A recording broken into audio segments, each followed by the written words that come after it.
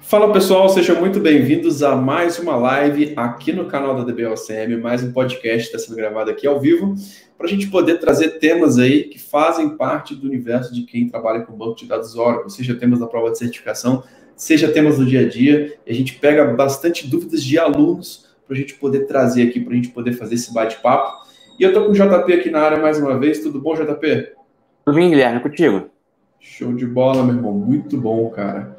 E vamos lá, JP, o tema de hoje, a gente falar um pouquinho sobre diferença de um coalesce para um shrink. Eu acho que envolvem vários conceitos importantes aí, né, da arquitetura do Oracle Database.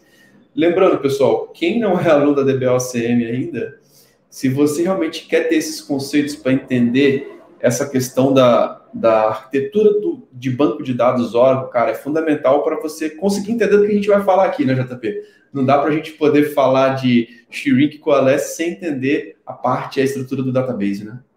Exatamente. Está tudo envolvido nele. A gente começa realmente com esse tema que você falou da aula, que envolve os blocos, né? São as menores unidades ali de armazenamento quando a gente fala de banco de dados Oracle, né? Então, nós temos ali, quando a gente tem a questão da estrutura, a gente tem realmente ali, sendo com a menor estrutura do ponto de vista do database, nós temos o data block, né? O Oracle Data Block. Então, esse cara ali realmente ele é composto por 8K, né? É o valor padrão que a gente encontra aí. E aí tem a menor unidade que é abaixo, que é realmente aquele bloquinho que ele vai ter lá no sistema operacional, né? Mas quando a gente fala de Oracle, especificamente, a gente tem o bloco do tamanho 8K, chamado também de data block, né? Então, basicamente, essa é a menor estrutura que nós temos, e ali a gente tem toda uma cadeia que realmente compõe ali aquela estrutura, né? A gente tem os data blocks, que formam ali, um conjunto de data blocks formam um extent, um conjunto de extents a gente forma os segmentos, e dos segmentos ali a gente pode dizer realmente que podem compor um objeto lógico, como por exemplo uma tabela, um índice, né? Então a gente chega exatamente nessa estrutura, e aí quando a gente fala de tabela e índice, cai exatamente no ponto, né, que envolve a dúvida do Robledo, né, do nosso aluno. Verdade, JP. É até legal também a gente sempre reforçar alguns conceitos, né? Quando a gente fala de database em si, né? Nós temos a parte física e a parte lógica, né? Então, nós temos aquela camada realmente física que a gente consegue ver ali a nível de sistema operacional. A gente fala dos data files, dos control files, dos arquivos. E a parte lógica, assim como o JP falou, que envolve toda essa parte realmente interna do banco, que você vai conseguir através das VDOLAs, das consultas aí para você verificar essas informações, né?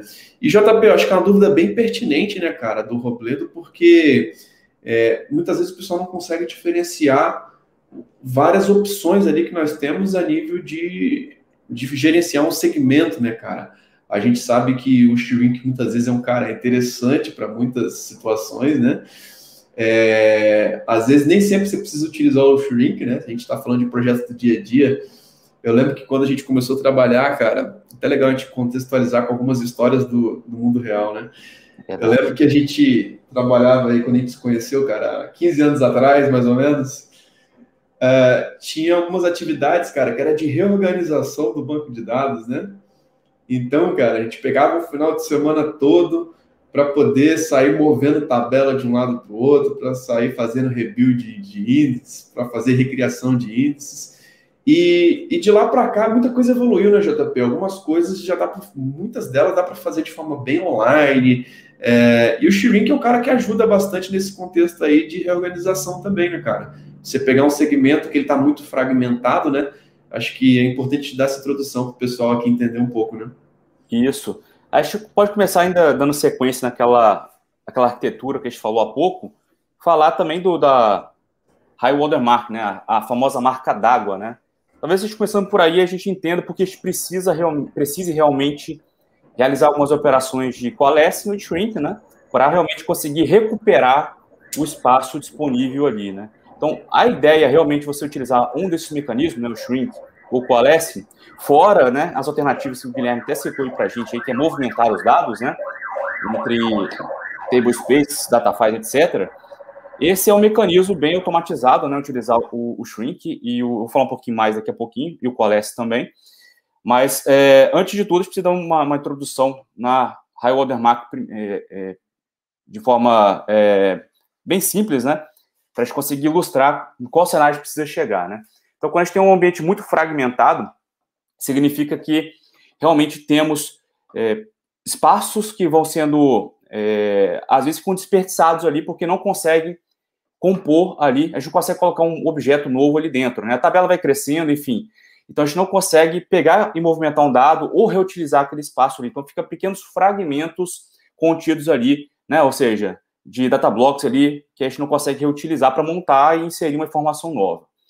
E aí, o que acontece exatamente com a High Water Mark, né? Que é aquela famosa marca d'água, que aí eu gosto sempre de fazer esse paralelo com a caixa d'água, né? Que a gente faz aquela medição, né? Então, quando a gente tem ali uma caixa d'água, qualquer recipiente, né, que tem ali a utilização, a gente consegue determinar até que ponto, né? A gente tem ao longo do dia, a caixa d'água enche à noite, né? E quando chega no meio do dia ali, a gente observa a caixa d'água, a gente percebe que ela desceu o nível, né? Só que a gente consegue ver a sujeira, né? Até onde ela conseguiu, até onde a água chegou, né? Então, essa parte que está suja ali, que não tem água, é exatamente a parte que a gente não consegue, muitas vezes, reaproveitar.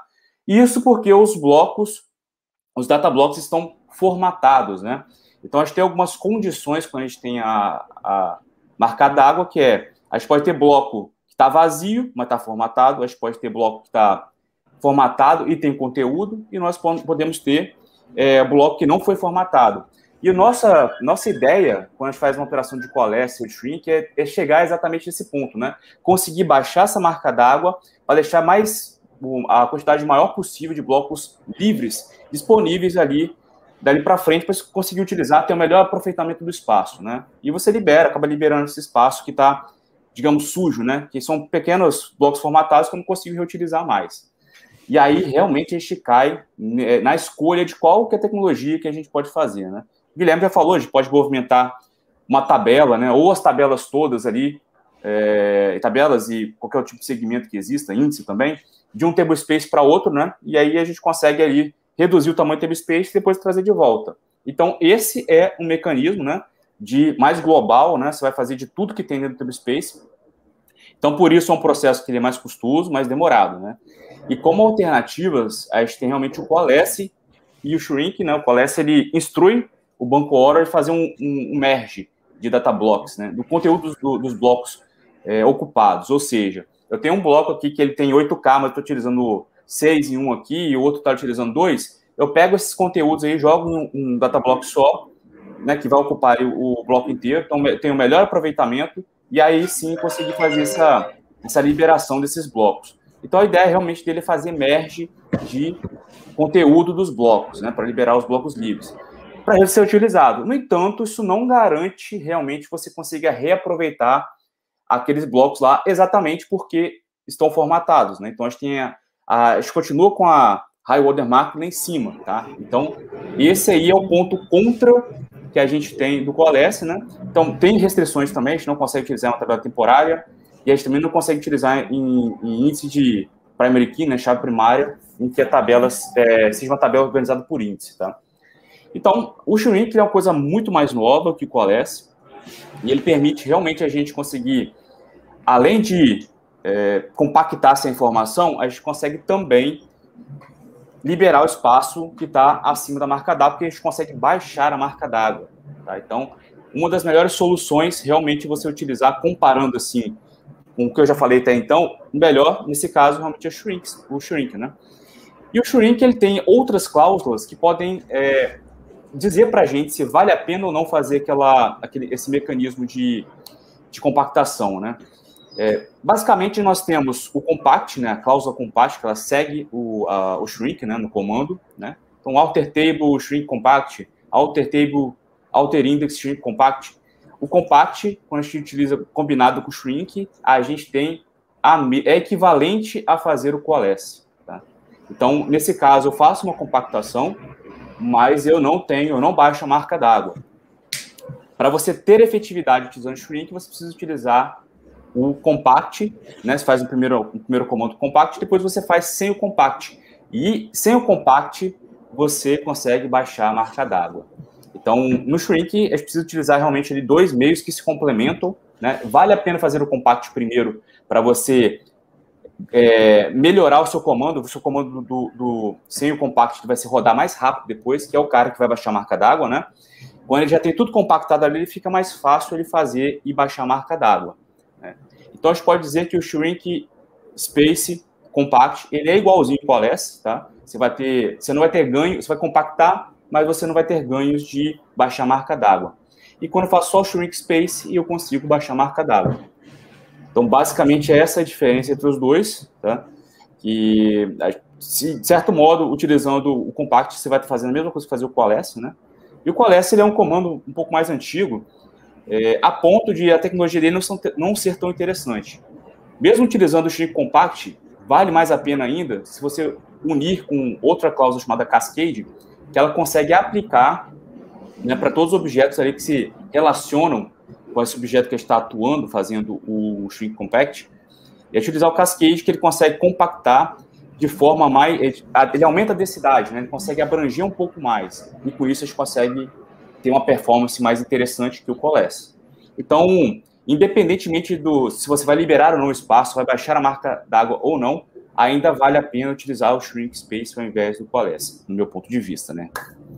Cara, até legal, só complementando, JP, até legal você falar disso, cara, que a questão do compact, se eu não me engano, ele não faz o lock, né? Então, se você fizer um shrink, já também a gente pode causar um bloqueio ali no objeto relacionado.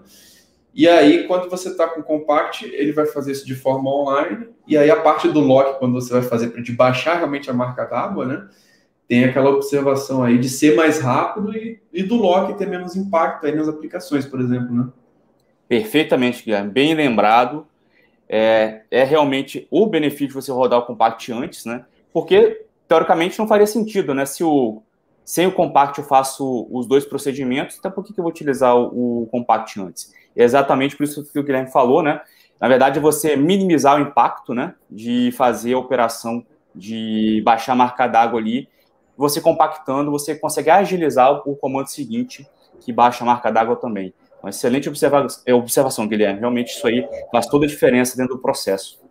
Muito bom, JP. Eu acho que está muito bem respondida aí, cara, essa dúvida sobre qual a diferença de Coalesce para o Shrink.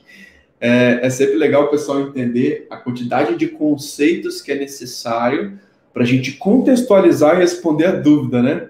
A gente poderia simplesmente falar ali direto, tal, mas, pô, muitas vezes você pode estar chegando por aqui e não está entendendo. E aqui, claro, a gente não consegue também mostrar tudo, né? Mostrar realmente como se aplica isso dentro do banco de dados. Mas são conceitos fundamentais aí que se aplicam, às vezes, seu banco de dados pode ter objetos aí muito fragmentados, sejam tabelas, sejam índices, sejam partições, e que esses comandos podem ser muito úteis, né, JP? Isso. A gente está falando somente sobre liberar espaço, né, retornar esse espaço lá para armazenamento, né? Estamos falando de performance também, né? Então, é importante você observar no seu ambiente aí as tabelas que estão mais envolvidas aí com atualização, com delete, são tabelas candidatas, né, a passar por uma avaliação como essa, envolvendo um desses dois temas que a gente falou aqui, né, Coalesce e o Shrink. E observar também as restrições, né? Realmente, o Shrink ele tem mais restrições do que o Coalesce. Então, dependendo do que você for realizar, você talvez não consiga utilizar o Shrink. Por exemplo, tabelas cluster, tabelas com coluna long, você não vai conseguir utilizar o Shrink, por exemplo, né? Aí você realmente vai ter que partir por alguma outra alternativa, né? Então, é importante observar esses pontos aí, mas, de modo geral, né, dependendo do objeto, vale a pena realmente você fazer o Shrink, acho que é mais vantajoso, né? Show de bola, JP. Tem uma dúvida aqui do Jonas, cara. Cabe atenção ao fazer Shrink porque a geração de redo também, certo? Sim, cabe atenção. É uma operação que a gente está realmente ali movimentando o dado, né? Então, quando a gente pensa na questão de movimentação de dados, realmente você tem que ficar ciente ali que você pode ter uma geração, um volume um pouco maior de archives, né? Geralmente a gente faz como faz para objetos em particular, né? Eu não consigo fazer um shrink de modo geral ali, que vai abranger diversos objetos. Então, até que é meio controlado, né? Você fazer isso aí, a preocupação acaba reduzindo. Diferentemente, quando você faz uma operação que vai envolver ali todo o banco de dados, todo o tablespace, enfim. Então, quando a gente utilizando o shrink, o coalesce realmente vai estar envolvido ali mais aquele objeto ali, você consegue controlar, né? Pelo volume menor, você consegue controlar essa área de geração de arquivos aí, né? Exato, até uma excelente observação aí do Jonas, até para a gente poder entender como monitorar esse processo, né? Então, se a gente está falando de ter uma tabela ali de muito grande, de gigas, cara, é um ponto de atenção. E, pessoal, sempre tentem executar isso no ambiente de homologação antes, né? Então, muitas vezes vai para um ambiente, para uma cópia, pega um RMAN, joga isso para o outro lado, faz uma simulação, vê os tempos, né, JP? Eu acho que o tempo também é importantíssimo, né? De entender o quanto que você vai precisar, por exemplo, de uma janela aí, por exemplo, muitas vezes que pode causar uma lentidão, né? Você vai estar movimentando blocos, vai estar reorganizando objetos, então são atividades que precisam ser bem planejadas, né? Sim, inclusive tem outras possibilidades também, né? Claro, vai realmente envolver algo semelhante, né, com relação à geração de logs, né? Mas também fornecendo possibilidades, né? De pegar uma tabela, por exemplo, que tem long aqui e não quiser utilizar o coalesce e partir com alternativa, a gente pode utilizar o Online Table Redefinition, por exemplo, que você vai fazer o menor downtime possível ali, tá? Utilizando essa técnica. Então, a gente tem uma aula sobre esse tema também. Então, às vezes, vale mais a pena. O que ele faz esse processo? Ele gera uma tabela nova. Então, ele está movimentando aquela tabela para uma outra área que ele vai utilizar continuamente ali também, né? E aí, quando você termina a redefinição, aquela tabela ela pode ser dropada no final anterior, né? Que era original. Então, enfim, tem possibilidades, mas todas elas realmente vão gerar algum tipo de volume de geração de logs. Não tem como não fazer, né? A não ser que a tabela não esteja com no log, né? Que não é uma boa prática do ponto de vista, né? Que impactaria diretamente a recuperação do ambiente. Mas eu acho que, de modo geral, você tem que fazer os testes em ambientes que são produtivos. Você vai ter que recuperar, por exemplo, um RMAN, né? Para poder levar essa tabela para lá, para você ter fisicamente igual, né? E conseguir fazer um teste efetivo, né? Você levar via Datapump, você não vai ter um teste efetivo, porque o Datapump, ele também, né? Ele cria uma tabela nova e faz uma inserção sequencial ali. Então, você perde a fragmentação que existia no ambiente, né? Muito bom, JP. O Jonas até complementou aqui. Ó. Digo isso porque tive problemas de espaço devido à grande geração de Redu com tabelas acima de 300 GB, por exemplo. São tabelas realmente aí que... essas tabelas aí, eu não vou falar que existe um númerozinho mágico, não, mas são tabelas realmente... as tabelas volumosas, elas vão ser uma preocupação para diversos pontos relacionados à manutenção, né? Então, sim, essas tabelas aí são gigantescas. Normalmente... o que a gente encontra aí que pode ter uma tabela de 300 GB e o banco ter 400 GB, né? E de repente você tem lá a sua área de archives lá com disco de 300 GB. E aí você consome tudo e aí realmente pode acontecer de não conseguir gerar mais archives e parar o ambiente, né? Então realmente isso tem que ser pensado antes. Exato. Excelente, JP. Acho que fechamos aqui, cara. Tá muito bem respondida aí essa dúvida do Robledo. E, pessoal, se você é um aluno da DBLCM, cara, coloca sua dúvida lá na comunidade de alunos que a gente, ou embaixo das aulas, tá? Que a gente sempre olha todas as semanas, para poder estar gerando esses conteúdos aqui, fazendo esses podcasts, para a gente poder estar cada vez mais tirando suas dúvidas sobre certificação, sobre o dia a dia. Isso é tema que cai na prova de certificação, inclusive, né, JP, esses conceitos. Bastante, tá? Bastante. Shrink, principalmente, é um tema que cai com frequência aí nas provas e é importante ter isso aí. Os pequenos detalhezinhos, né? Que é o rodapé que cai lá nas provas de certificação, né? Exato. E um tema importantíssimo para o dia a dia, né, cara? Sem entender esses conceitos, você vai rodar esse comando, cara, e não vai entender o que está fazendo. Eu acho que é uma das piores sensações, né, cara? Você realmente... escuro, né?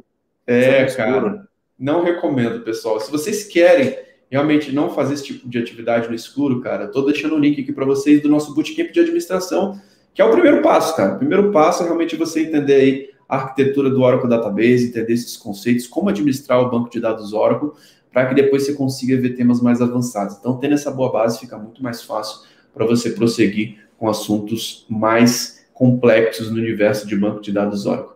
JP, mais alguma observação aí, cara? Só uma coisa que eu acabei deixando passar aqui, que é o shrink na Temp, né? Esse é um recurso bem interessante, tá? É uma coisa... A gente tem dificuldade, às vezes, em trabalhar com a Temp, né? preciso recriar ela porque ela está muito grande, etc. Então, o shrink com a temp funciona interessante, você consegue fazer utilizando a cláusula keep, né? Você mantém um valor mínimo lá que você considera interessante para temp, tá? Então, é um mecanismo de você conseguir reduzir o tamanho da temp, né, sem a necessidade de recriá-la, tá? Então, é um recurso bem interessante, que é algo que a gente não consegue utilizar, né, para tablespace padrão, né? Então, só deixar essa dica aqui também, quiserem dar uma olhada, fazer uns testes, recomendo ainda, né, a questão dos testes com esse tema aí, mas é importante a gente falar isso também, que a gente consegue utilizar o shrink também em outra possibilidade, né? Muito bom, JP. Fechamos então aqui mais um podcast, cara. Aquele abraço e até a próxima. Um abraço, até mais. Valeu. Então é isso, pessoal. Fechando aqui mais um podcast. Fiquem ligados que todo dia está saindo vídeos novos aqui no canal da DBOCM. Nosso objetivo é realmente trazer informações diretamente aí do mundo real para que você consiga dominar o Oracle Database na prática. Se você está gostando, cara, se inscreva no nosso canal. Lembrando que essa experiência também vai estar disponível nas plataformas de podcast, como Apple Podcast, Google Podcast, Podcast Addict e Spotify. Então assine lá a DBOCM nos canais para que você não perca nenhum dos nossos conteúdos. Então é isso. Um grande abraço e até a próxima. Valeu!